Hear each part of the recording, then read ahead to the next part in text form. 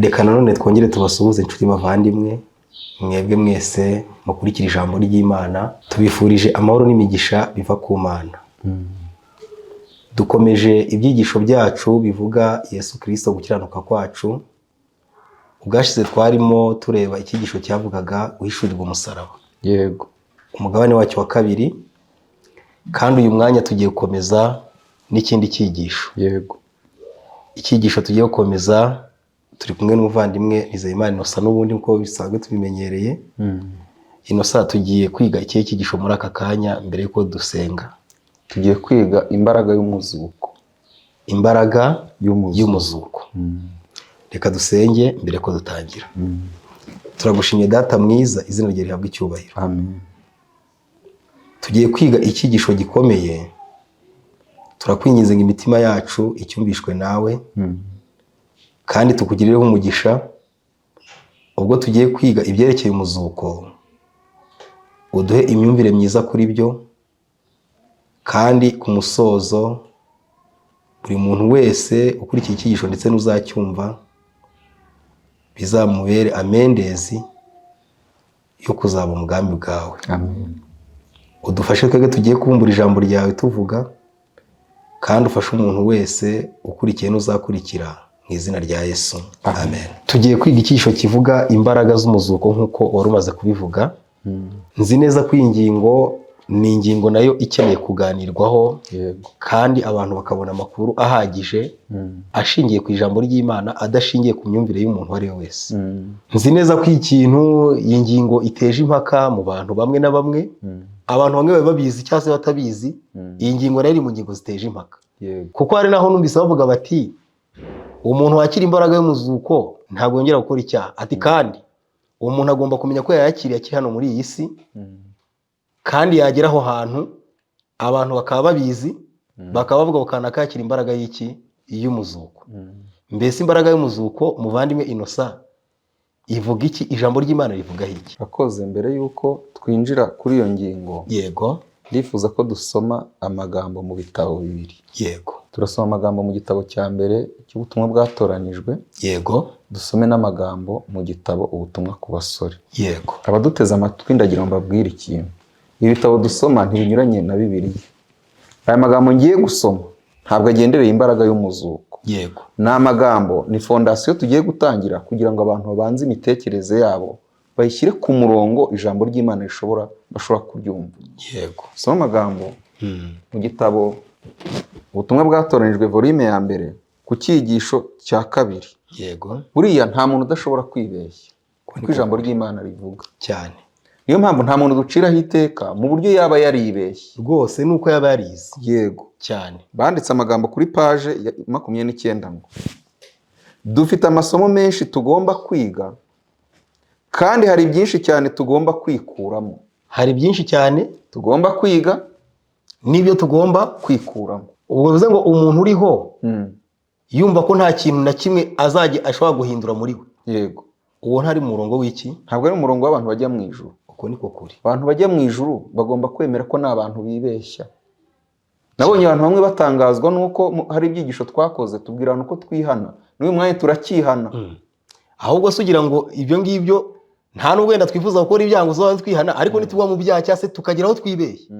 Tuzihanira imbere yanyu. Ikindi igihe tucyambaye uyu mubiri tugomba no kwihana icyaha cya kamere yacu nkuko twabisomeye abantu muri Daniel. Uko niko kuri cyane rwose. Baranditse ngo Imana nabo mu ijuru bonyine nibo badashobora kwibeshya cyangwa bafudike. Yego.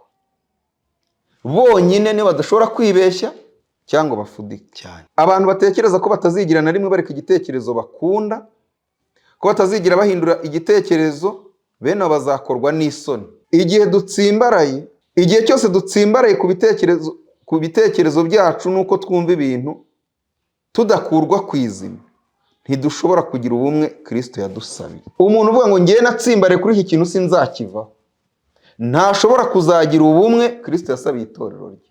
Cyane. Baranditse ku byerekeranye no kwibwira ko umuntu atakwibeshya, nta na rimwe nigeze mvuga ko ntakwibeshya. Uwo ni umuhanuzi. Yego. Imana yonyine niyo itibeshya. Ijambo ryayo ni ukuri, kandi muri yo nta mpinduka cyangwa ishusho yo guhinduka.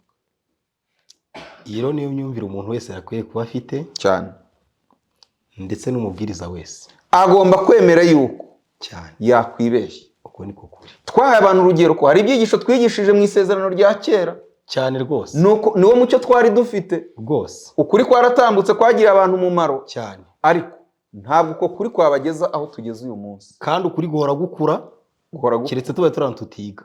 Cyakora iyo ni intambwe bakandagiyeho cyane, ariko bakeneye gusobanukirwa n'ubutumwa bwiza, bagasobanukirwa n'ibyo Kristo adukorera cyane, bitandukanye n'ibyo twebwe twakora cyane. Hari n'igihe twigisha icyigisho cyakabaye ari isezerano rishya, yego, ariko imyitwarire yacu ikagaragaza yuko turi abigisha bo mu isezerano rya kera rwose, duhatira abantu ngo mwe mwakora ibi mwakora ibi, cyane, twirengagije yuko Imana yari dutera gukunda no gukora ibyo yishimira. Kandi turongera tubwire umuntu wese ko Imana ikeneye umutima wo guca bugufi cyane, umutima wo guca bugufi.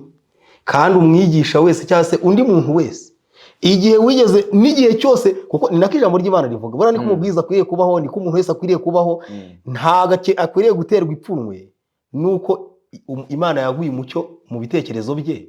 Niba umucyo yabonye undi mucyo ku mucyo yari afite, agomba kongera kubivuga nk'uko ijambo ry'Imana. Nasomye amagambo muri kiriya gitabo cy'inyandiko z'ibanze avuga ngo abantu bakarindire ko Imana ibacisha bugufi cyane rwose, bo ubwabo bazicishe bugufi bakimara kumva neza amagambo y'Imana. Kuko nibakomeza kwishyira hejuru, uwishyira hejuru we noneho ntabwo azicisha bugufi, ahubwo bizagenda gute?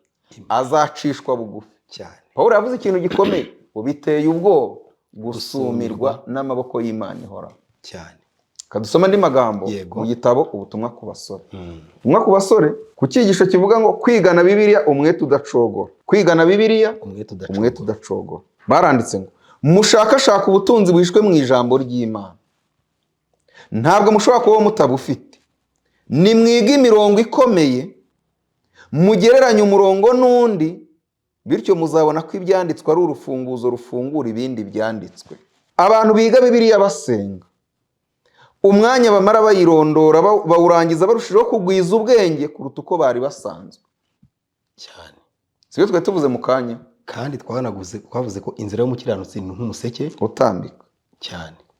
Barakomeje ngo bamwe bawuvamo ibibazo byabo byakemutse, kuko umwuka wera aba yakoze umurimo wavuzwe mu gice cya 14 cy'ubutumwa bwiza bwanditswe na Yohana ngo ariko umufasha niwe mwuka wera, uwo Data azatuma mu izina ryanjye, niwe uzabigisha byose, abibutsa ibyo nababwiye byose. Amen. Umva ari amagambo akomeye munsi. Yego. Mu gihe wiga ijambo, banza ushyire hasi imitekerereze yawe wisanganiwe, iyo ukomora ku babyeyi bawe ndetse n'ibitekerezo wakujije muri wowe. Niwiga ibyanditswe byera kugira ngo bishyigikire ibitekerezo byawe bwite, ntabwo uzigera ugera ku kuri. Ibyo bitekerezo bifashe hasi, maze winjire mu cyumba ufite umutima umenetse kugira ngo wumve icyo Uwiteka ashaka kukubwira. Igihe ushakashaka ukuri yicishije bugufi, yicara ku birenge bya Yesu maze akamwigiraho ijambo ry'Imana, rikamwungura ubwenge no gusobanukirwa. Amen. Abigira abanyabwenge cyane maze bakiga Bibiliya mu bwibone bwabo. Kristo arababwira ati niba mwifuza kuba abanyabwenge mu by'agakiza, mugomba kuba abagwaneza kandi mukiyoroshya mu mutima.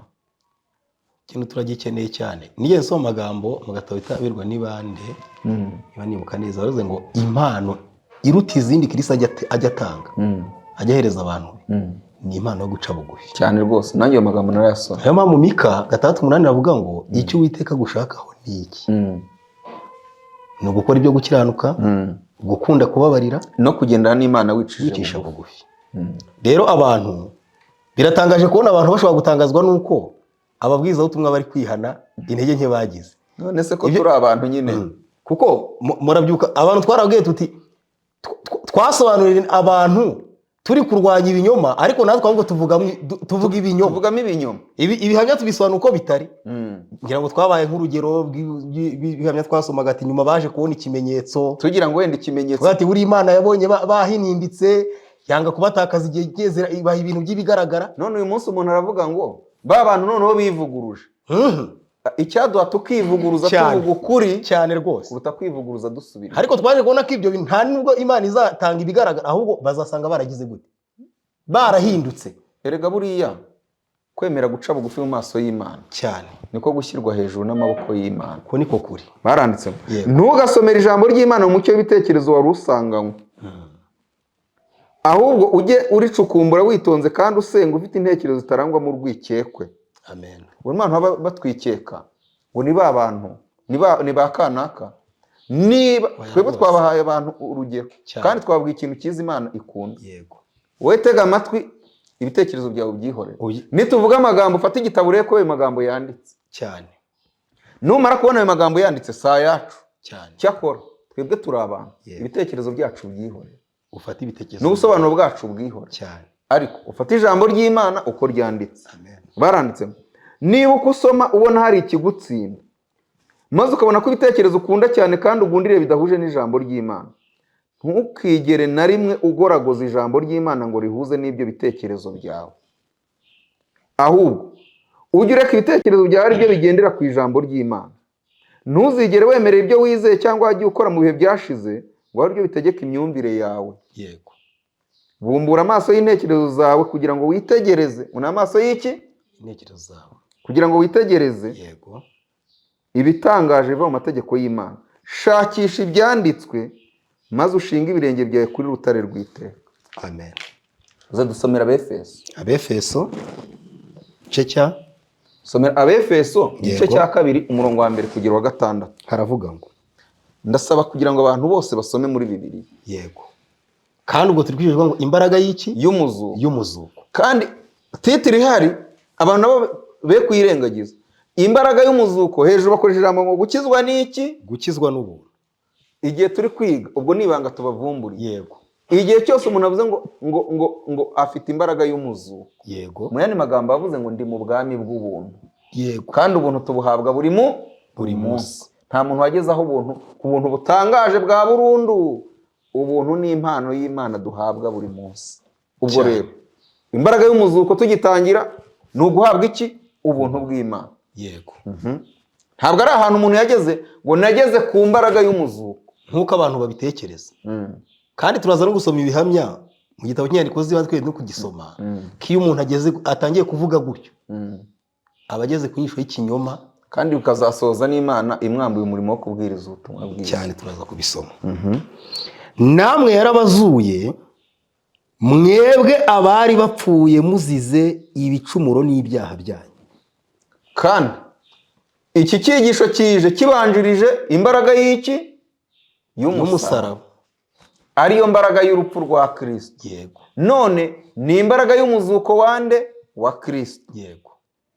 Dutangira ijambo rivuga ngo natwe yaratuzuye Kwebwe abari bapfuye mu gihe cyashize tuzize ibicumuro byacu n'ibyaha byacu. Yego. Ibyo twagenderagamo kera tugikurikiza imigenzo y'isi, tugakurikiza umwami utegeka ikirere, ari umwuka ukorera mu batumvira. Yego. Ubwo mu yandi magambo ni umuntu usobanukiwe noneho Imana. Yego. Yemeye gupfa ku byaha, yakira ubugingo bushya, aribwo bugingo buri muri Kristo. Yego. Aribwo bugingo buhuje no kumvira amategeko y'Imana. Yego. Ariko se yakumvira amategeko y'Imana gute atayazi? Agiye gutangira kwiga uko yageze mu ishuri rya nde? Rya Kristo. Yego. Reka mpa abantu urugero. Witegereje abana ku musozi, harimo abiga n'abatagize gute? N'abatiga. Ariko abana biga bose bari mu ishuri rimwe. Oya. Ariko icyo bahuje bose iyo bambaye uniform ni iki? Ni abanyeshuri. Uko rero niko iby'ubuntu bimeze. Iyo abantu bose bageze ku Mana bitwa abana b'Imana, ariko ntibanganya ubumenyi. Ubumenyi bujyana n'amahirwe, bujyana n'igihe, kubera ko umuntu udatanga igihe ngo yiga ibintu by'Imana, usibye n'iby'Imana n'ibyo mu isi, umuntu udatanga igihe ntabimenye. Uko niko kuri. Twabyize se? Cyane. Byo gushyikirana n'Imana. Cyane rwose. Twabonye ko habanza iki? Igihe. Ubwo rero ubwami bw'ubuntu abantu b'Imana batanga igihe. Cyane. Abakomeza usome amagambo akurikira umurongo wa 3. ariko Imana kuko ari umutunzi w'imbabazi yaduhinduranye bazima na Kristo kubw'urukundo rwinshi yadukunze, ubwo twari dupfuye tuzize ibicumuro byacu, ubuntu nibwo bwabakijije. Urumva yuko turi kwiga ijambo ryitwa ubwo ubuntu. Yego. Bivuze ngo ahantu tubona umuzuko, imbaraga y'umuzuko, mu yandi magambo ni imbaraga y'ubuntu bw'Imana cyane. Ese imbaraga y'ubuntu bw'Imana ni iki? Yo isobanura iki? Kugira ngo tuze kugenda twinjiramo, ariko izo terime abantu bari kugenda bazumva. Reka dukoresha amagambo atandukanye kugira ngo ibintu abantu babyumve. Yego. Imbaraga y'ubuntu bw'Imana, imbaraga y'umuzuko, guhabwa ubuntu bukiza, kwandikwa kw'amategeko y'Imana mu mutima, gukurira muri Kristo, ayo yose ni amagambo. Guhabwa umutima mushya. Guhabwa umutima mushya, byose ni amagambo cyane. Nta riruta irindi. Yego. Igihe rero umuntu afashemo ijambo rimwe akarisobanura nabi, akatekereza yuko ubwo yungutse ikintu gishya, ni ikibazo cy'ubumenyi afite cyane. Ni ryari Pawulo yakiye ubuntu bwa Kristo? Igihe yahindukaga. Nta kindi. Cyane. Ubwo rero imbaraga yamukoreragamo itandukanye n'imbaraga yamukoreshaga mbere, cyane, igihe yajyaga guhiga itorero ry'Imana. Cyane. Ubwo rero imbaraga yamukoreragamo icyo gihe yari iyi. Yari imbaraga bwa mbere, imbaraga yamukoreragamo yari ya Satani. Yari ya Satani. Imbaraga ya kabiri yari imbaraga y'iki? Imbaraga y'umuzuko wa Kristo. Cyane.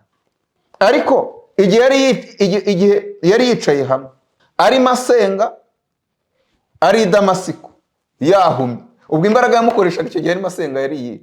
Yari imbaraga y'urupfu rwa Kristo, yari yemeye gupfa. Yego. Nta n'umuntu wari kugira ikintu amubwira. Yego. None se ubu ngiye nakora iki kindi? Icyambere nahishuriwe Kristo. Yego. Nabonye yuko uwo nari nzi ko ndi kurwanirira ahubwo niwe narwanyaga. Yego. None ndizinutswe nigaraguye mu ivu. Yego. Simfite n'imbaraga zatuma neguka, keretse uwatumye mpfa naza kunyegura. Niyo mpamvu nta muntu wibatiza, nta n'umuntu ugira gute awishyira mu mazi ngo anayikure. Ari ibyo umuntu yagombera umubatiza. Niyo mpamvu yagombaga kurindira uza akagira gute akabimukorera. Yego. Ntacyo ubwe yashoboraga kwikorera. Niko no mu buntu bw'Imana si umuntu ukora, ahubwo arakorerwa. Cyane. Uko niko Yesu yari ameze ari mu isi. Yesu yavugaga ijambo uko se yabivuze. Reka wenda dutanga urugero.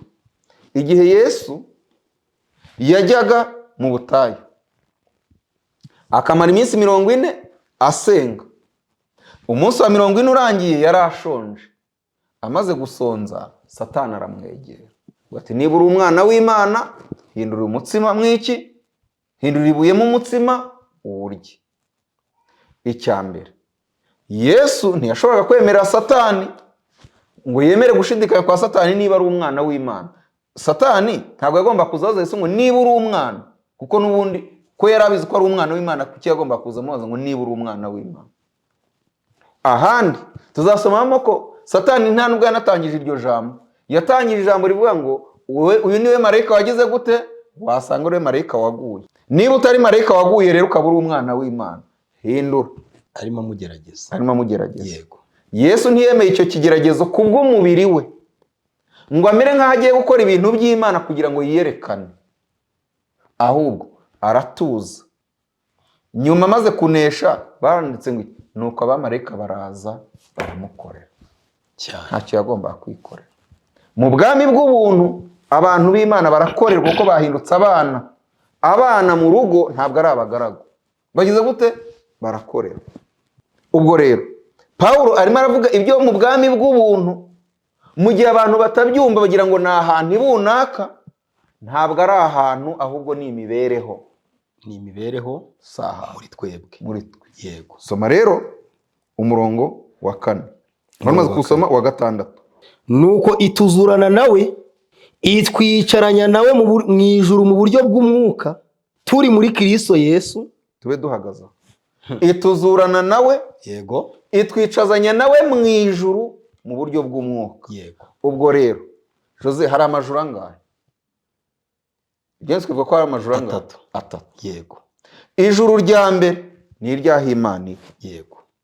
Ijuru rya kabiri ni mu kirere. Yego. Kandi mu kirere ntituri inyoni Imana yageneye abantu ku isi. Yego. Ubwo ijuru rya gatatu ni iri, ni ku isi, mu bwami bw'ubuntu, aho abantu b'Imana bumvira amategeko y'Imana, aho Yesu yavuze ngo ibyo ushaka bibe mu isi, ubwo ni muri ubwo bwami bw'ubuntu nk'uko biba mu ijuru.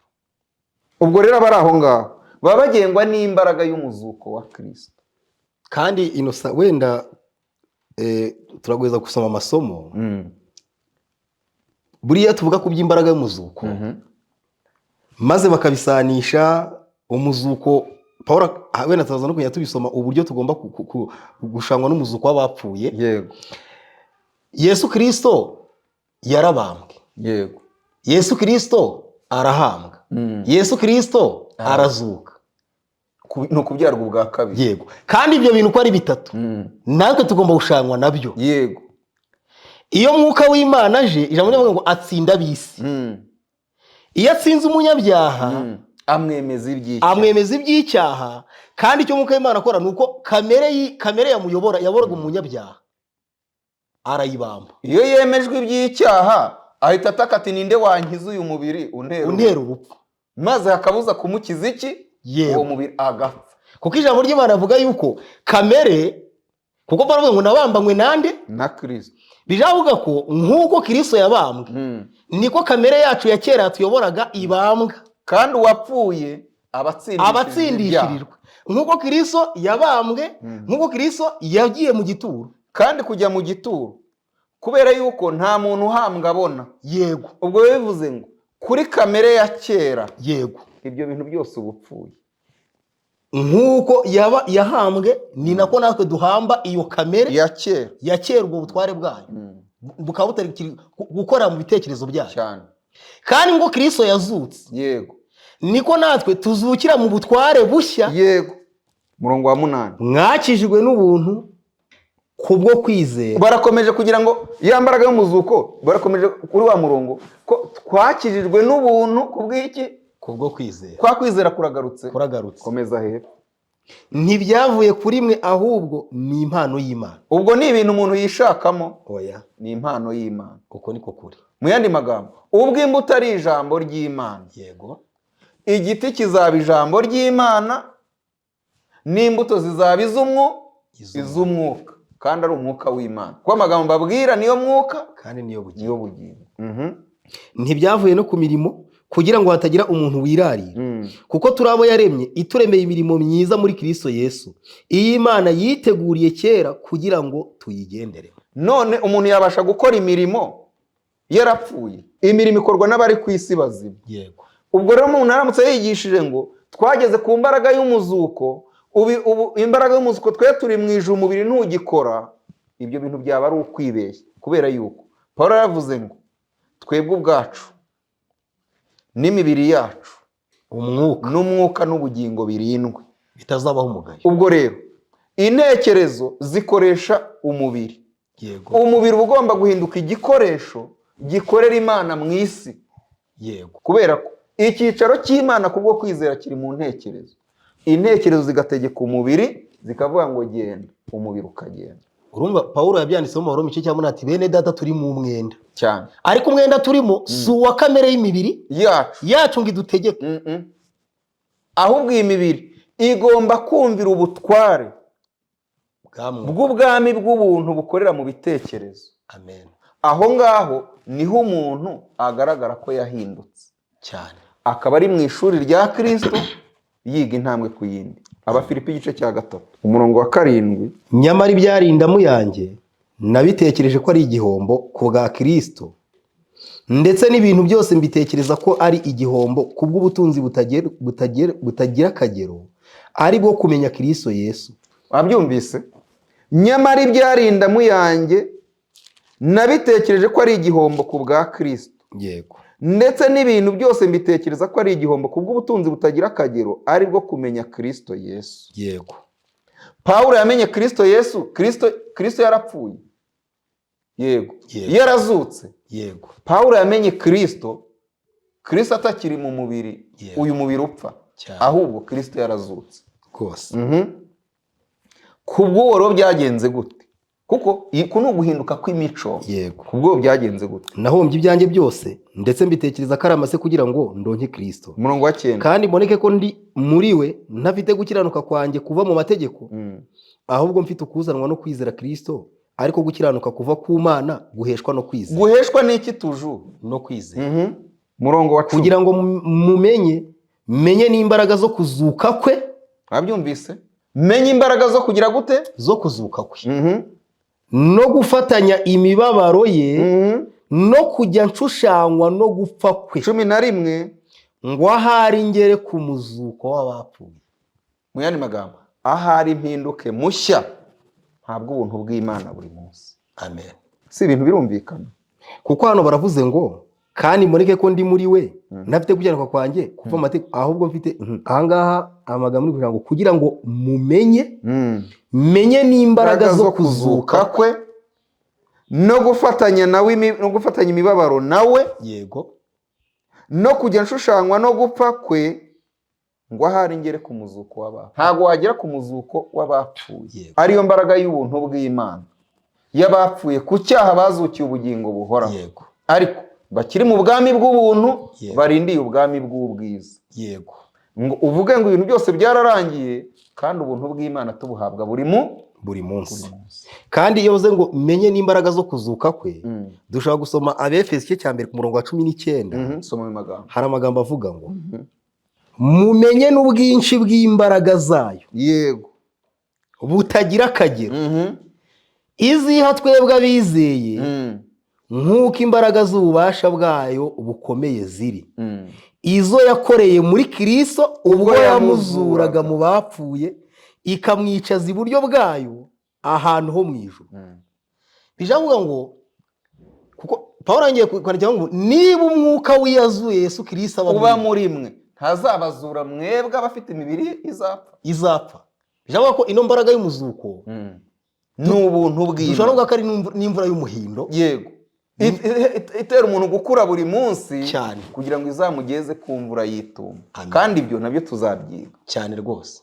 Ubwo rero igihe cyose twiga imbaraga y'umuzuko, yego, banza ufata ahantu handitse imbaraga y'umuzuko, niba byari byarakuyobeje, yego, wakire ngo imbaraga y'ubuntu bw'Imana cyane, imbaraga yo kumvira amategeko y'Imana mu mutima, yego, imbaraga yo guhabwa umutima mushya, yego, imbaraga yo kwandika kw'amategeko y'Imana mu ntekerezo, cyane, imbaraga yo kunesha icyaha buri munsi. Kandi ni n'imbaraga y'Umwuka Wera, haba ku rugero rw'imvura y'umuhindo duhabwa umunyabyaha gihinduka, yego, ikomeza ikagera ku mvura y'itumba ku musozo w'umurimo. None se umuntu yavuga ngo yageze aho atazakira Mwuka Wera? Oya, ntibishoboka. Ibyo ntibishoboka. Kandi nk'uko duhumeka umwuka wako kanya aho tugeze, nta muntu ushobora kubona abitse umwuka ngo agende awutwaye mu kanwa ngo yawubitse. Bisaba ko agenda ahumeka ahageze. Niko agomba kugenda ahumeka ubuntu bw'Imana aho ari hose. Kandi iryo jambo ryonyine ubwaryo naryo ubwaryo rirumvikana. Niba ari imbaraga y'umuzuko, urumva ni imbaraga idukura mu rupfu rw'iki? Mu rupfu rw'ibya kamere. Kuko dupfa kuri kamere, yego, tukazukira ubugingo bushya. Ubugingo bushya bwo bugingo bw'umwuka. Iyo mbaraga rero ntabwo bavuga ngo nageze aho nakiriye burundu cyane. Kandi abantu bagomba gusobanukirwa tuvuze ngo ubugingo bw'umwuka. Yego. Aya magambo mbabwira niyo mwuka. Ubwo bivuze ngo ni ukubaho imibereho igengwa n'iri jambo. Amen. Akaryo ritegeka uko urya, aryo ritegeka uko wambara, aryo ritegeka uko utekereza, aryo ritegeka uko uryama, aryo ritegeka uko uganira. Mu yandi magambo ugasoherwaho n'amagambo Pawulo yavuze ngo muri urwandiko abantu bari bakarusoma. Waba ugenda ko ari Bibiliya igenda cyane rwose. Uko niko Yesu yabaye mu isi, atari ugaragara ahubwo ari ishusho ya se. Ariko uvuze ijambo rikomeye cyane. Waba ugenda akaba ari Bibiliya igira gute? Ari Bibiliya igenda. Mbese abantu bakaba basoma ukabura imibereho yawe yose. Uko niko byari bimeze kuri Yesu mu bifuzwe byose mu cyigisho kivuga iminsi y'impaka. Yesu ntabwo yakoraga ibintu nk'uko abandi bantu babikora. Yabaga yiturije, abantu bakavunwa na byinshi, bamuza ati Yesu kudakora ibi ngibi, bakabwira ati handitswe ngo ngiye buriya mbaho uko ijambo rya data ryavuze. Yego. Ntacyo nkora ku bwanjye, uko data yavuze niko nkora. Ubwo rero na mbere y'uko azuka, imbaraga y'umuzuko yamukoreragamo uko tuza kubibona. Yego. Kubera yuko umuntu wese iri jambo riri mu mutima we, iri jambo ryo ritera umuntu kuzuka, urifite wese azazuka. Amen. Amagambo aboneka mu Bakolosayi igice cya 2. Bakolosayi igice cya 2. tugiye kureba ku murongo wa 6 yego tugere ku murongo wa 13. nuko rero nk'uko mwakiriye Kristo Yesu umwami wacu abe ariko mugendera muri we mushoreye imizi muri we kandi mwubatswe muri we mukomejwe no kwizera nk'uko mwigishijwe mufite ishimwe ryinshi riseseka. Ubwo rero ni uwakira imbaraga y'umuzuko nabeho cyane uko yakiriye Yesu Kristo nabe ariko agendera muri we. Umurongo wa 8 mwirinde hatagira umuntu ubanyagisha ubwenge bw'abantu n'ibihendo by'ubusa bikurikiza imihango y'abantu iyo bahawe na ba sekuruzaho akarande kandi bigakurikiza imigenzereze ya mbere y'iby'isi bidakurikiza Kristo. Umurongo wa 9 nyamara muri we niho hari kuzura k'ubumana kose mu buryo bw'umubiri. Umurongo wa 10 kandi mwuzuriye muri we ari we mutwe w'ubutware bwose n'ubushobozi bwose. Aya magambo ari kumvikana buriya. Yego. Ubwo rero umuntu wakira imbaraga y'umuzuko ni umuntu wahindutse mushya. Yego. Mu bitekerezo cyane, mu migendere, mu mikorere cyane rwose. Kandi ibyo nta muntu uzagirana wavuga ngo ibi byararangiye. Paulo yavuze ikintu cyiza ngo nibagirwa ibiri inyuma ngasingira ibiri imbere. Kandi twizihije ngo mutungane rwose. Twagaragaje yuko nta kanwa k'umuntu w'Imana kazigera na rimwe gatinyuka kuvuga ngo narejejwe byararangiye. Umurongo wa 11 muri we nimo mwakebewe gukebwa kutari ukw'intoki ahubwo no gukebwa kuva kuri Kristo ariko kwiyambura umubiri w'ibyaha bya kamere. 12 kuko mwahambanywe nawe mu mubatizo kandi nimo mwazuranywe nawe kubwo kwizera imbaraga z'Imana yamuzuye mu bapfuye. Nuko rero reka mbwire abantu baduteze amatwi ikintu gikomeye. Uyu munsi impamvu dupfa ni ukubera iki? Kubera iki uyu munsi impamvu dupfa? Twebwe abari aha ngaha twigeze turya urubuto muri Edeni. Impamvu dupfa ni ukubera iki? Nuko dufite ADN cya DNA zande za Adamu dukomokaho wakoze icyaha. Yego. Ubwo rero nitugira noneho DNA cyangwa se ADN cyangwa se uturemangingo twa Kristo wazutse uko twamwiringiye akaduha ubwo bugingo, ntituzapfa byiteka. Kuko yagize gute? Yarazutse. Twafashe kamere yacu yo muri Adamu tutagizemo uruhare tuyishyikiriza Kristo. Yego. Maze Kristo atuguranira kamere ye akomora kuri se. Yego. Kubwo kwizera, kubera ko Kristo yaje yambaye umubiri ariko yari Imana. Yego. Bivuze ngo kamere ye y'ubumana ariyo yashyize mu ijambo rye ayidushyiramo. Ubwo dufite ubugingo budapfa, aribwo bugingo bungana ubugingo bw'Imana ihora. Uyu mubiri wo n'upfu uzize ibicumuro n'ibyaha, ariko tuzazukira ubugingo buhoraho kuko twiringiye Kristo. Amen. Ubwo ndashaka kuvuga iki kugira ngo abantu batwumve? Yego. Kubera yuko kamere dufite ikomoka kuri Adamu wakoze icyaha, n'utarakora icyaha mu mahitamo nta kizamubuza gupfa kubera ko umubiri wagize gute? Waravuma. Kandi ibibora ntibishobora kuzambikwa itagize gute? Bitabora. Ubwo rero iri jambo icyo rikora nuko ryimika ubwami bw'ubuntu ariyo mbaraga y'umuzuko mu ntekerezo, kuko ibiri mu bitekerezo nituzuka nibyo Imana izashyira mu mubiri yongeye kurema cyane. Ariko ndatekereza ubu abantu batangiye kumva ibi bintu, ntekereza yuko bagomba kubyumva kuko mwuka w'Imana nawe ari ku murimo kandi agomba kubibumvisha. Ubwo rero igihe twasomaga, yego, hari ibintu bine shaka yuko tumenya. Icya mbere ni amagambo avuga ngo namwe yarabazuye. Ari bo bande? Twebwe. Ubwo bo yazuye ni bande? Ni abantu bose ku isi. Yesu yapfiriye abantu bose. Yego. Ariko ntiyazuye abantu bose. Yego. Sinzi niba iki kintu abantu bacyumva. Yapfiriye abantu bose ariko ntiyazukiye abantu bose. Yazukiye abemeye gufata kamere ya Adamu. Yego. Kuko yapfuye kubera kamere ya Adamu. Ariko kuzuka yazutse ku bwa Data wa twese. Keretse abemeye kamere. Iyo kamere ya Data wa twese aribonekera muri iri jambo. Keretse abizeye iri jambo nibo yazukiye cyane. Abandi bazapfa bazize ibicumuro n'ibyaha ariko ntibazagira gute? Ntibazazukira ubugingo. Kandi iri jambo risobanura iby'urupfu rwe. Yego. Binyuze mu kuryizera. Iyo urwo rupfu rwe turwizeye. Yego. nirwo rutuma dupfa kuri kamere. kandi ibintu abantu bagira ngo ni nk'ibintu bisaba ubwenge bwinshi. Iri jambo kurisomwe nuko ryakira cyane, kandi iri jambo ryica ubutware bwa kamere muri twe bukabambwa. ubwo yazuye bande? Abari bapfuye. Ntabwo yazuye abatari bapfuye. Yego. Ubwo rero tugiye kureba abari bapfuye. Abefeso 5:14. Ni bande bari bapfuye? Abefeso 5:14. Nicyo gituma bivuga ngo usinziriye we kanguka uzuke, Kristo abone uko akumurikira. Ubwo nabari bapfuye byo gupfa nk'abapfiriye bari mu butaka, nabasinziriye bari mu bitotsi bw'iby'umwuka. Usinziriye we kanguka uzuke, Kristo abone uko akumurikira. Yohana 6:53. Ubwo turi kureba abari bapfuye. Yego. Yohana 6 bivuze ngo ntawe uzazuka atapfuye cyane. Ariko hari abazapfa ntibagire gute? Ntibazukire ubugingo buhoraho, bazazukira gukorwa n'isoni. Ariko n'undi ni urupfu rw'igihe cyose. Nagira ngo abantu banze bumve icyo kintu. Abantu bazapfa ariko bazukire gukorwa n'isoni.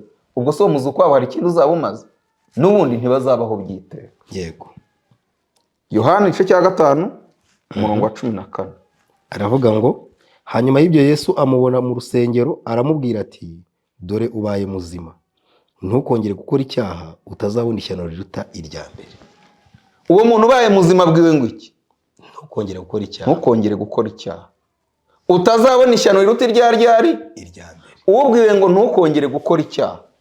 Iryo jambo rimbwiye ngo ntukongere gukora icyaha ryari rikoze iki? Ryari mubwiye ngo nguhaye ubutware bukomoka muri iri jambo. Ntabwo Yesu ukubwira ngo ntukongere gukora icyaha bihise biguha ubutware bwo kutagira gute, bwo kudakora icyaha. Ahubwo iyi mibereho yayo kumvira iri jambo nizaguhesha kutagira gute, kudakora icyaha. Aribyo Imana yabwira umuntu wese ngo ntukongere gukora icyaha. Yego. Ariko iri jambo niryo rifite imbaraga zihesha umuntu kutagira gute, yego, kudakora icyaha. Urwandiko rwa mbere rwanditswe na Yohana. Kandi sinzi niba abantu bumva icyo kintu, kuko ijambo Kristo yavuze, ijambo yabwiye uyu muntu ryahise ko rimuha ububasha bwo kudakora iki? Kudakora icyaha. Ariko ndagira icyo kintu cyumvikane neza. Abantu bashobora guhita bibeshya ngo buriya bw'uyu muntu ngo ntukongere gukora icyaha, maze aragenda ariryamira ntiyagira gute. Yaramuhaye, yaramufunguriye amarembo ahesha umuntu kudakora icyaha. Ayo ni ayahe? Ijambo ry'Imana. Kuko none ni ijambo yaravuze. Buriya ririya jambo ryari rigiye gukorera muri we kugira ngo rimuheshe kunesha icyaha. Ryari buri munsi. Kandi kunesha icyaha buri munsi ni ukwakira iki? Ubuntu bw'Imana. Niyo mpamvu Pawulo yabwiraga amatorero ngo ubuntu bube muri mwe. Cyane. Mwene magambo yavuga ngo imbaraga y'umuzuko wa Kristo igire gute? Ibe muri mwe. Ikorere muri mwebwe. Ariko nubaho nk'inka. Hari abantu bakeka ko ari abana b'Imana, ariko atari abana b'Imana. Cyane. Reka wene icyo kintu tugisomera abantu. Kandi twige kugisoma kugira abantu bacyumve. Gutegeka kwa 2:32. Hari abantu birata n'imyanya barimo, cyangwa se n'amadini basengeramo, cyangwa n'imiryango bavukamo, bakagira ngo ibyo bintu bise bibahindura abantu b'Imana. Oya. Gutegeka kwa 2:32 Kandi abantu babwirwaga mu gutegeka kwa 2 ni bande? Ni Abisirayeli. Abisirayeli bivuze iki? Ubwoko bw'Imana. Aha. Haravuga ngo bariyononye ntibakira abana bayo. Umva nk'ibyo bintu. Ahubwo iyo abantu barangije kwiyonona niba bakira abana b'iki? B'Imana. Kuko turi abana b'Imana kubw'isezerano. Cyane. Ubwo rero wiyononye ukarivamo ntuba ukiri umwana w'iki? W'Imana. Rangiza ayo magambo. Ahubwo ni ikizinga kuri bo. Nabi igihe kinaniranye kigoramye. 6. Mwa bwoko bw'abapfapfa mwe. Noneho ngo bwiswe iki? Ubwoko bw'abapfapfa. Ba bantu noneho bakaba ari abantu b'Imana. Niyo mpamvu Yesu yabwiye abantu ngo muri abasonde Satani. Muri abaso Satani. Nyamara abantu bakaba bari bazi ko ari ubwoko bw'Imana. Banabyirata. Oya, ahubwo n'imirimo bakora buri munsi igaragara nk'aho ari imirimo y'Imana. Kabwira ati ubwo nta mirimo y'Imana mukora, ahubwo mukora imirimo ya sonde Satani. Kuko yaravuze ngo ibyo byose akora nibyo mugize gute? Ibyo namwe mukora. Nyamara batambaga ibitambo. Cyane. Ubwo rero Satani abasha gutamba ibitambo. Cyane rwose. Ariko bitabasha gutunganya umutima wugira gute? Ubitura. Mwa bwoko bw'abapfapfa mwe, mwa bwoko bw'abanyabwenge bukemwe. Uku niko mwitura Uwiteka. Siwe so wagucunguye. Yarakuremye aragukomeza. Nushaka guhagarara. Aba bantu biswe ko batakiri ubwoko. Kubera ko bagize gute? Bavuye mu isezerano. Biyo none. Ubwo rero iyo umuntu yinjiye mu bwami bw'Imana kubw'isezerano, akizera akabihamisha kubatizwa. Buriya icyo kintu nacyo abantu babanze bacyumve. Yesu yabwiye Yohana Umubatiza yabwiye Yesu ngo mbese ni ngewe kukubatiza. Yesu yamubwiye iki? bikore kugira ngo dusohoze gukiranuka kose. Ari hagati ya Yesu na Yohana Umubatiza wakiranukaga ni Kristo. Nyamara Kristo ukiranuka abatijwe na Yohana Umubatiza, nawe ukeneye umuhesha kugira gute? Gukiranuka. None muri iyi minsi abantu babasha kuvuga bati twebwe twageze ku rwego ntago natuma umunyabyaha agira gute? Ambatiza. Cyane rwose barabivuga. Maze kandi uwo muntu akavuga ko yageze ku mbaraga y'iki? Y'umuzuko. Ariko abo ntago bafite umutima wari muri Kristo Yesu. Ntabwo azi impamvu ituma ibintu bikorwa. Cyane. Yesu ati reka ibyo tubikore kugira ngo dusohoze gukiranuka kose. Dusohoze gukiranuka kose. Cyane. Bivuze ngo iyo ni inzira umuntu wese agomba kunyura kugira ngo asohoze iki? Gukiranuka. None muri iyi minsi umuntu abasha kubwira abantu ngo igihe cyo kubatizwa cyararangiye, ntabwo ari ngombwa kubatizwa. Abantu barabivuga kandi bagatekereza yuko ubwo bari mu gukiranuka. Bati bari abantu ntago bambatiza. Tibari abangiye bambatiza. None Yesu yari uwo kubatizwa na Yohana. Abo ngabo urumva ko nabo bafite ibitekerezo nk'ibya Yohana Umubatiza. Cyane. Ariko Yesu Kristo yarabicyashye. Yesu ati reka ibi tubikore kugira ngo dusohoze gukiranuka kose. Cyane. Ubwo Yesu niwe agomba guhamya yuko yemeye icyo abantu bose bazakora muri we. Cyane rwose. Ko bazanyura mu mazi. Yesu yagiye kubatizwa kuko ari umunyabyaha. Oya. Yabikoze kugira ngo asohoze gukiranuka kose. Cyane. Yagira ngo yigishe imbaraga yo gupfa, guhambwa no kuzukana mbere yuko biba. Iki kintu ni ikintu gikomeye. Niyo mpamvu akiva mu mazi ijuru ryahise rigira gute? Rikinguka. Kandi buriya iyo abantu batangiye kuvuga ngo umubatizo ntukiriho, burya n'ubutumwa bwiza bigisha baba babusenya. Baba bavuze yuko ibintu Yesu yavuze akimana no kuzuka yakoresheje ijambo rikomeye aravuga ngo nahawe ubutware bwose mu ijuru no mu isi. Nuko nimugende mwigisha abantu mu mahanga yose. Nibizera mubabatize mu izina rya Data wa twese, mu ry'Umwana n'iry'Umwuka Wera. Ariko nibamara kubatizwa barekeraho, mubinjije mu bwami bw'ubuntu, mubihorere. Oya. Mubigenze gute? Mubigishe kwitondera ibyo nababwiye byose. Cyane. Ubwo none mu bwami bw'ubuntu ibintu birarangiye, ahubwo ni mu ishuri noneho. Cyane. Ryo kwiga ibyo kwitonderwa byose. Buriya abantu batekereza yuko nubwo Imana yibagiwe ibyaha twakoze mu gihe cyashize, ariko ya kamere duteraga ibyo bintu turacyayifite. Niyo mpamvu duhora twiga ibyanditswe byera, twakwimenyaho icyaha tukagira gute? Tukacyatura tukivuze mu izina. Cyane rwose. Ariko ntibivuze yuko ari ishusho tugiye kubonaho ibintu bya kera mbere yuko twihana. Hoya, Imana yibagiye ibyo bintu byose kuko ibyo bintu twabikoze tutaragira gute? Tutarizera. Yego. Ariko tumaze kwizera, Imana ishaka ko noneho duhinduka mu mico. Yego. Ishaka yuko ikibi cyose ikimurikaho itara ryo gukiranuka kwa Kristo rikimbika rikagera munsi. Cyane. Kandi ubwo rizagera mu ndibi ikibi cyose kivuyemo, nibwo tuzashyirwaho ikimenyetso cy'Imana. Amen. None ninde wavuga ngo nageze aho nanesheje ibintu byose? Niyo nirebye mbona ibintu byose byaragize gute? Byararangiye. Uwakwivuga gutyo yaba ahinduye Imana inyabinyoma. Ndetse twasoma amagambo twese n'uri gusoma ari mu gitabo cy'inyandiko z'ibanze. Yego. Agaragaza ibyo abantu batekereza kwenda bageze ku mbaraga y'umuzuko. Yego. Maze ubwo bakaba bumva ko bageze ahantu nyine badashobora kongera gukora icyaha. Kuko abantu baravuga ati iyo wakiriye iyo mbaraga y'umuzuko ntabwo ushobora kongera gukora icyaha. Erega gukora icyaha biriya bintu babivuga sibo bihamye. Cyane. Iyo umuntu w'Imana ntarindira kwihamya. Cyane. Narindire hari umuhamya. Mu ijuru hari ubihamye wo kugira gute? Wo kwizera. Cyane. Ariko wovuze iby'aka kanya ntabwo uzi iby'ejo. Uko niko kuri. Ikindi, nta nubwo umucyo wari winjira ngo ugere ku bihishwe bya kure. Hari igihe wibwira ko ibintu byakemutse, nyamara utari wisobanukirwa neza. Mwuka w'Imana ashobora kongera kumurika ukabona n'ibyo utari uzi ko ahubwo wifitemo. Azamurikisha iki? Iri jambo ry'Imana. No kuvuga ngo abazahinduka mu mico n'imyifatire ni abahora biga iri jambo batagira ikindi barisimbuza. Cyane. Soma ayo magambo. Aravuga ngo ntabwo Imana izigera iragiza umukumbi wayo w'agaciro kenshi. Inyandiko z'ibanze paje ya 99. Abantu bafite intekerezo n'imyumvire byashenjaguwe byashegeshwe n'ibinyoma bya kera bari barirunduriyemo birimo ibyo bita kugera ku butungane bwuzuye. abyumvise iki kintu nicyo cyangije abantu benshi cyane. ubundi hari ibintu Satani akoresha ngira ngo mbibwire abantu babyitondere. Iyo abantu bari kwiga ubutumwa bwiza, Satani abyutsa ibintu bibiri. Icya mbere, iyo abantu barangaye Satani abagusha muri pantheism. Yego. Mu nyigisho ivuga yuko Imana iba hehe mu kintu cyose. Yego.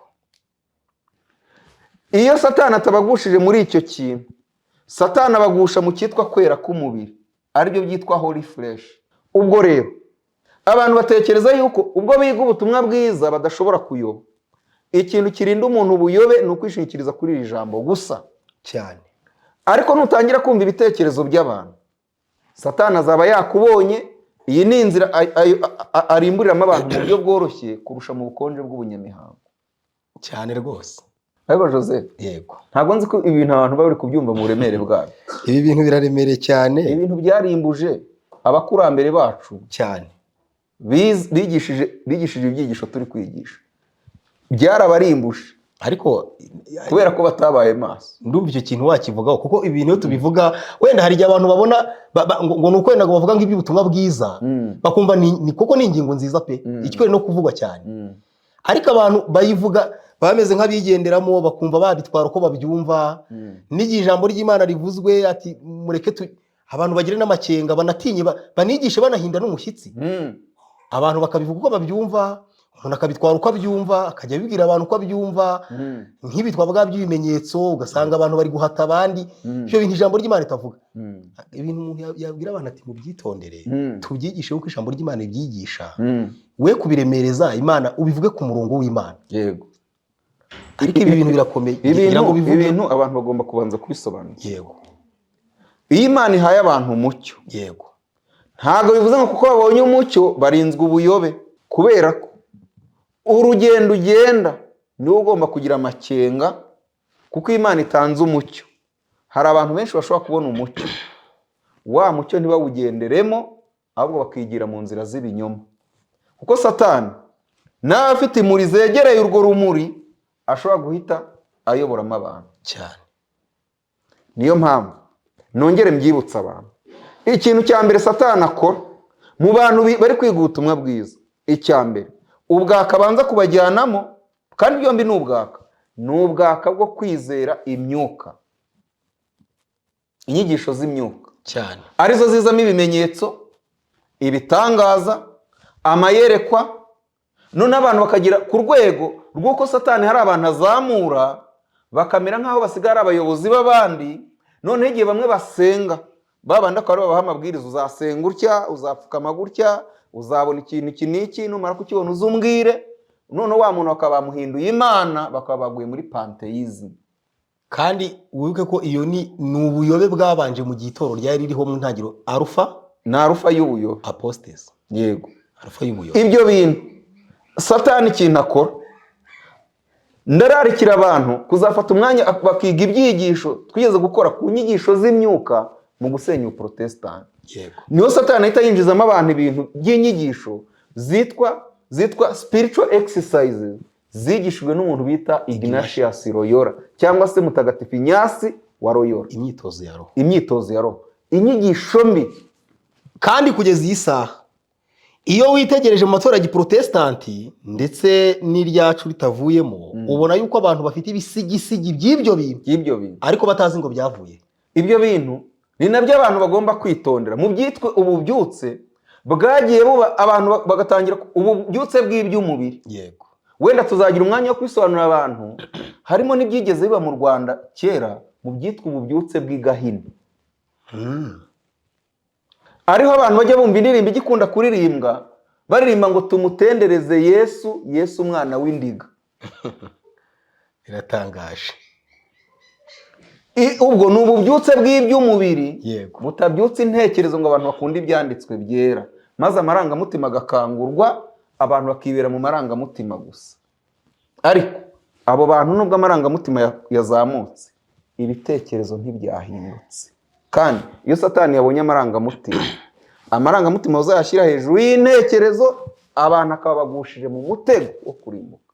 Niyo mpamvu bene abo bantu usibye icyo kintu baheraho gusa ntibashobora kwimbika mu byanditswe byera. Ntibimbika kandi ikindi nk'uko bavuze ngo abantu basigira bumva ni nk'abayobozi b'abandi mu bigenze gutya, bakagira abo bemera ko ari abahanga muri ibyo bintu cyane, ndetse bagahinduka n'abacamanza. niho hava ibintu by'amayerekwa, kanaka neretswe, nabonye, numvise. Ibyo bintu byose bigenda byibumbira hamwe. Buriya nuko abantu batabizi, abantu bakwiye gufata umwanya bakiga ibyanditswe byera niwe muyobozi utibeshye cyane. ubwo icyo si ikintu kimwe tuvuze. Icya kabiri, Holy Fresh Movement, abantu bahita bajya mu kintu cyitwa muvoma y'abantu bafite barangije kugera ku kwera k'umubiri. Abo ngabo nabo Satani akaba arababona. Ari byo nkitwa vuga by'imbaraga y'umuzuko w'ubutungane bwuzuye. Bo bagahita bavuga ijambo ryiza ry'ukuri bakarisobanura mu buryo nabi. Igihe tuvuga imbaraga y'umuzuko tugomba kumva neza ibintu turi kwiga ibyo ari byo. Kandi koko imbaraga y'umuzuko ikeneye gukorera muri twe. Yego cyane. Ariko se abantu bayisobanura bate? Aho ngaho iyo Satani ari kuzamura amarangamutima, niyo abantu bagera ku rwego rw'uko ngo ubwo bafite mwuka wera, none bagatangira gukoresha amarangamutima. Ya marangamutima akaba ariyo bavuga yuko umwuka wera yabagezemo. Umwuka w'Imana ntakangura amarangamutima, ibyo tuzabyiga mu buryo buhagije. Akangura ibitekerezo kugira ngo twumve nk'abantu bigishije. Yesaya 50 umurongo wa 4 n'uwa 5. Yesaya 50 umurongo wa 4 n'uwa 5. Banditse amagambo akomeye nifuza yuko abantu bose bazayafata mu mutwe. Yesaya 50 umurongo wa 4 n'uwa 5 baranditse: Umwami Imana ampaye ururimi rw'abigishijwe ngo mbashe gukomeresha urushya amagambo. Ankangura uko bukeye, ankangura kumva nk'abantu bigishijwe. Umwami Imana inziruye ugutwi, sinaba ikigande ngo mpindukire nsubire inyuma. Amen. Ubwo rero iyo Imana ikanguye umuntu ntabwo ije kumukangura gutyo gusa, iba ifite ikintu gikomeye ije kumwigisha, kuko Imana yigishiriza mu byanditswe byera. Amen. Yobu igice cya 36 umurongo wa 10 kugera 11. Ibyo bita kuzibura amatwi. Yego. Ubwo Imana ikintu ibikoze ibigufashe kavuga ngo ubaye umwana wanjye. Amen. Ndashaka uzajya wumvira amabwiriza mu rugo rwanjye, ariko mu rugo rw'Imana ni urugo rw'umudendezo. Imana ikugotesha urukuta rw'amategeko yayo ikagushyira mu rugo. Abantu bari muri uru rugo kuko hanze hari igipangu, fata igipangu nk'amategeko y'Imana. Inyuma y'amategeko wigiye kwa Satani, ariko mo imbere ufite umudendezo. Niyo mpamvu abantu bari hano muri uru rugo buri wese ari gukora icyo ashaka, ariko hehe mu rugo. Amen. Yobu 36 umurongo wa 10. Ubwo Imana yadukanguye uko bukeye kugira ngo twumve nk'abantu bigishijwe. Ubwo rero umurongo wa 10 handitse ngo iki? Kandi zibura amatwi yabo ngo bumve ibyigisho. Kandi zibura amatwi yabo ngo bumve ibyigisho. Ikabihanangiririza kuva mu byaha. Kugira ngo tuyumve rero mu buremere bwayo. Reka duhere nko ku murongo wa 5.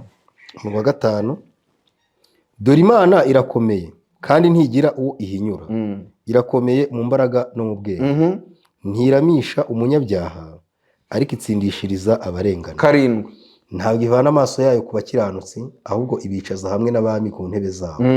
Ikabakomeza iteka ryose bagashyirwa hejuru. Ninde wundi wavuze yuko Imana yishazanye ifata aboroheje ikabazamura ikabicaza ku ntebe z'abakomeye? Umwe ni Hana, undi ni Mariya. Umuntu wese Imana yishuriye icyo kintu, ibimuhishuriye yuko Imana igukuye mu cyaha, ibikwicaje ku ntebe y'abakomeye iruta intebe y'abami n'abakomeye bo mu isi cyane. Kuko nitugera mu ijuru tuzitwa ibikomangoma, tuzicarana na Yesu ku ntebe, tuzahinduka abacamanza, kandi burya umucamanza uruta abandi ni umwami. Rero amagambo akurikira: ntabwo ivana amaso yayo ku bakiranutsi. Yego. Ahubwo ibicaza hamwe n'abami ku ntebe zabo, ikabakomeza iteka ryose bagashyirwa hejuru.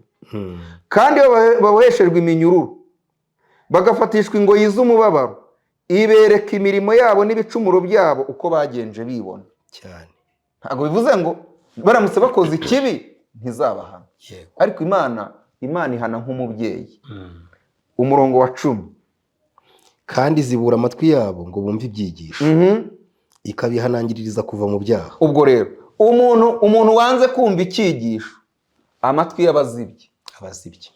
Ariko umuntu Imana yazibuye amatwi, azumva ibi byigisho. buriya iyo umuntu ari kwanga kumva ibyigisho ariko uzi kwanga kumva ibintu utazi n'ibirimo, ubwo uba wishyize ahandi hantu, uba wifungiye, babyita kwifungira mu kazitiro. mu kazitiro. So umurongo wa 11. Niba yumvira bakayikorera bazamara iminsi yabo baguwe neza, bazamara n'imyaka yabo mu byishimo. 12. Ariko nibatumvira bazarimbuzwa inkota kandi bazapfa ari nta bwenge bafite. Urumva nk'icyo kintu Jose Kirakomeye cyane. ubwo rero tuvuze abantu bakurikiye ubu butumwa. Yego. Iyo batabaye maso Satani abagusha mu bintu bibiri Cyane. abagusha muri pantheisme, ariho abantu bageraho bakagira abantu bamwe bakabahindura imana. Muzumva abantu bamwe ngo bababyaza Cyane. twageze ku rwego twebwe bamwe bagasenga bahumirije, undi arimo agenda ababwira ati pfukama gira gutya, we yihindura iki. Hari n'abasigaye bagenda bavuga ati ngiye ati ndeba umuntu ngahita umenya, ngahita amenya umurimo. Urumva urwego abantu baba bari kugeraho cyane. Uriya aba yaranyuze muri pantheisme, abandi nabo bagaca mu cyitwa Holy Fresh Movement. Buriya nitwiga mu mutuzo dufite ikindi gihe gihagije, nibwo abantu bazasobanukirwa n'icyarimbuje Wagona yaguye muri pantheism, Jones ajya muri Holy Fresh Movement. Kandi iyo pantheism ni nayo yatwaye uwitwa John Harvey Kellogg n'abandi benshi. Ibaze abantu nk'abariya cyane Imana yakoresheje ku buryo Enoch yananditse agashimangira ngo ubutumwa bigishije bananditse nubwo bisoje nabo bagize gute umwanzi abagushije, ariko ubwo butumwa bwo bwari iki? Bwari ukuri. Na Martin Luther nicyo Satani yari agiye kumukorera. Reka ayo magambo tuyasome kugira ngo abantu bumve neza yuko atari ibintu twitekerereje. Yego. Reka turebe ukuntu byagendekeye Luther, kubera ko abantu bagomba gusobanukirwa n'uburiganya bwa Satani cyane. Luther igihe yumvaga yifuza kwiga ubu butumwa, akifuza kwihana, Satani yashatse guhita amugusha mu buyobe, noneho bikazasoza Luther ya nzira yari atangiye y'ukuri agiye mu nzira iyobye. Dusomera amagambo aboneka mu gitabo Ubutumwa Bwatoranyijwe, volume ya mbere. Ubutumwa Bwatoranyijwe volume ya mbere. Yego. Ni ku ipaje 257. Yego. Ariko mu kwihana icyaha kwacu ntidukeneye kwifungirana mu cyumba nk'uko Luther yabigenje. Ubwo Luther yaratangiye iki byo kwifungirana, kubera ko Luther yabaga mu kigo cyo wita abamonaki. Ubwo nuko nguko bari babayeho, yuko babigenzaga. Kandi no mu nyigisho z'uwitwa Inyasi wa Loyola nuko nguko bigisha cyane. Twibabaza ubwacu nk'ikiru cy'ibicumuro byacu. Wabyumvise? Twe ntidukwiye kwibabaza nk'ikiru cy'ibicumuro byacu.